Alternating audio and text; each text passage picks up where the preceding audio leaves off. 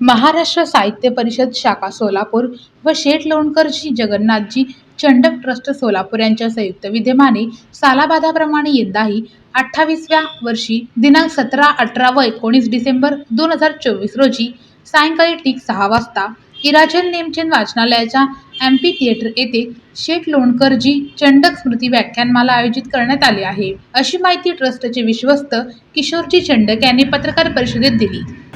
त्यांचा वारसा घेऊन आम्ही पुढे चाललेलो आहोत. सोलापुरात अनेक कॉलेजेस, शाळा, हायस्कूल, प्राथमिक शाळा, दवाखाना वगैरे अशा अनेक गोष्टी चालू आहेत आणि विशेष म्हणजे माझ्या आजोबांना मुलांना शिकवण्याचं फार कौतुक होतं, म्हणून त्यांनी सोलापुरात एक फार जुन्या काळी वसतिगृह चालू केलं. मराठवाड्यातील अनेक मुलांना त्यांनी शिक्षणासाठी सोलापूरला बोलवलं आणि त्यांना शिक्षण देण्यासाठी प्रोत्साहन दिलं. एक खास मोठं उदाहरण म्हणजे बाबासाहेब भोसले, महाराष्ट्राचे माजी मुख्यमंत्री, यांना लंडनला शिकण्यासाठी जायचं होतं आणि त्यांच्याकडे तशी परिस्थिती नव्हती, तर त्यांचा शिक्षणाचा भार पण माझ्या आजोबांनी त्यावेळेस उचलला होता. 1940-42च्या दरम्यान जे लोक स्वातंत्र्यासाठी लढा देत होते आणि रात्री बेरात्री 2 वाजता 3 वाजता पहाटे यायचे, त्यावेळेस चंडक बगीच्यातल्या एखाद्या अंधाऱ्या खोलीमध्ये त्यांना उतरवून पहाटेच्या वेळेस डबा देऊन त्याच्यामध्ये 5 रुपयाची नोट ठेवून त्यांना ते विला करत असत. की त्यावेळेचे 5 रुपये म्हणजे फार मोठी रक्कम होती, परंतु ते हे सगळं काम रात्रीच्या 2 ते पहाटे 4च्या वेळेत चालायचं. अगदी 2 वर्षाच्या मुलापासून ते अलीकडे मी तर म्हणते 80च्या पुढच्या माणसांपर्यंतच्या हातात सुद्धा 24 तास मोबाईल असतो आणि आपण त्याच्या आहारी चाललो आहोत.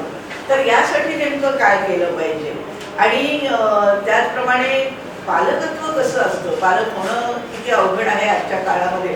सगळीकडनंच या मीडियाचा किंवा अनेक गोष्टींचा मारा होतो, त्यासाठी काय केलं पाहिजे हेही त्यांनी अनेक व्याख्यानातून सांगितलेलं आहे. त्याचप्रमाणे त्या DY पाटील मेडिकल कॉलेज आणि हॉस्पिटलमध्ये चाइल्ड सायकोलॉजिस्ट म्हणून काम करत आहे.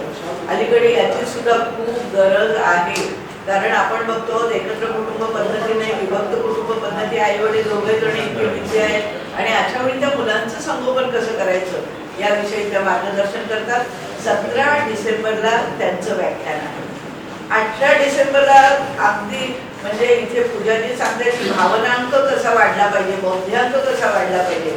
आणि आता जे आपल्याला एक अलीकडे मला वाटतं दिव्य मराठीत पण फार सुंदर लेख आले होते की AI विषयी काय आहे. आपल्या सगळ्यांना कुतूहल आहे या गोष्टीचं की AI म्हणजे नेमकं काय, AI ची रचना कशी असेल. आपण सायबर गुन्हे तर प्रचंड वाढत आहेत दरवर्षी आणि याच्याविषयी नेमकं आपल्याला ज्ञान नाही. आपण खरं तर खूप जगाच्या दृष्टीने खरंच मागे आहोत.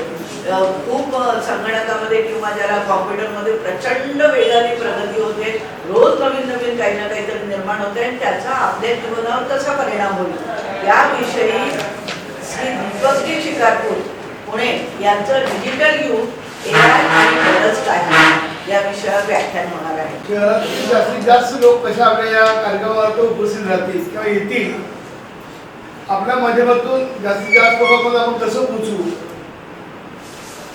आपण थोडं या व्याख्यानातून जास्त चांगलं लिहिलं, जे बुद्धिवंत आहेत काय आपण इतकं मोठा खर्च करतो इथं, आणखी आपल्याकडे 50 ते 60 लोक फक्त उपस्थित राहतात, की शोकांती काय करतात. खरं तर लोक जास्त आले पाहिजे, ज्याच्या कसं करतोय आपण.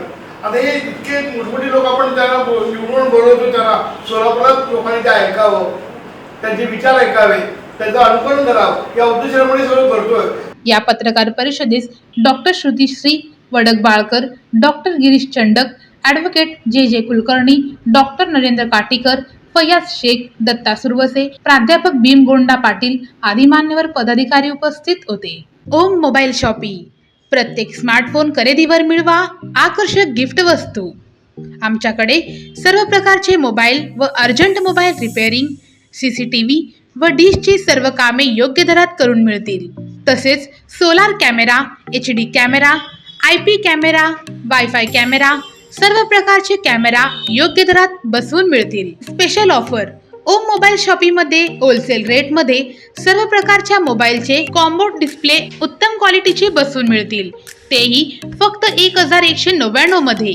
त्यासोबत मिळवा HD glass plus headphone free. Mobile display गेलंय, चिंता कशाला. मोबाईल कॉम्बो डिस्प्ले फक्त 1199 मध्ये, तेही 30 मिनिटात रिपेअर करून मिळेल. तर आजच भेट द्या ओम मोबाईल शॉपी, शिवबसव चौक, बाजारपेठ, मंद्रुप. प्रोप्रायटर परमेश्वर पुजारी. संपर्क 91 68 71 33 10.